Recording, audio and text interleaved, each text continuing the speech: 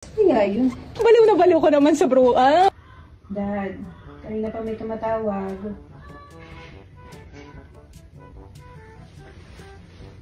Dad. Daddy.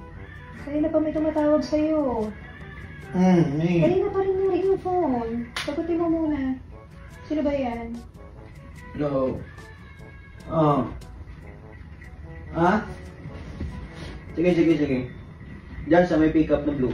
Sige. Okay, bye-bye. Ano yun, Dad? Ha? Ano yun? Po? Ano yun? Delivery po, ma'am. Na?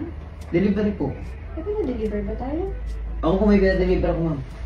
Sige na, mamaya na lang, ma'am. Kukunin ko lang muna. Bakit tayo pina-deliver na yun? Ha? Marami na tayo pina-deliver na yun. Hindi, ikaw wala akong meron po. Mamaya na. Ano pina-deliver mo, Dad? May pina-deliver ako. Kukunin ko lang po, ma'am. Oh, sige na. Ha? Oo. Tama. Dad, bilisan mo lang ha. At papunta pa tayo ng JC office. Oo. Ano naman kaya pinadeliver na? Oras na ba? Ay, 5:45 na pala. May 8 PM training nga pala sa JC office. Wait na. Saan kaya yun? Paligo na ako't lahat wala pa rin. Ha? Adam, Angel? Come in. Where's Daddy? Hindi po namin alam. Where's Daddy, anak? I don't know po. Saan si Daddy? Wait lang ha. Nasaan ba si Daddy? Maliliit na kami. Oh, napakalabas itong mga damit ko. Ano ba to? Dad! Ano yan? Ba't nandiyan ka? At ba't ang dami mong brew up na... Yan ba yung pinadeliver mo? Dad naman!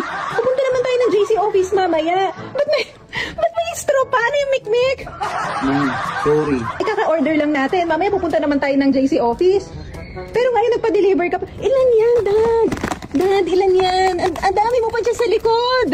Ano ba yan? Hindi lang naman yung deliver up eh. Ginawa mo ng panali. Parang baliw na baliw ko naman sa brew up. Ito ko yung brew up, mami. Magandang epekto, mami. Kasi gusto ko kayo magka-baby tayo. Oo nga. Pagka-honeymoon nga. Ang sarap kasi na yun, sobra. Sorry, nagsisinungaling si Daddy sa'yo. Nagpa-deliver ako na ito. Ang dami mong pinadeliver. May isang box pa tayo ng brew up, Daddy. Sorry. Wala eh. Maubos na yun eh. Sorry talaga, mama. Ayoko magsinungaling sa'yo eh. Malala ka, Dad. Gusto ko eh. Tagi mo ko hinahanap. Nakikita mo ko sa CR. Nakikita mo sa kabilang kwarto. Tapos dito lang ako eh. Gusto ko lang to eh.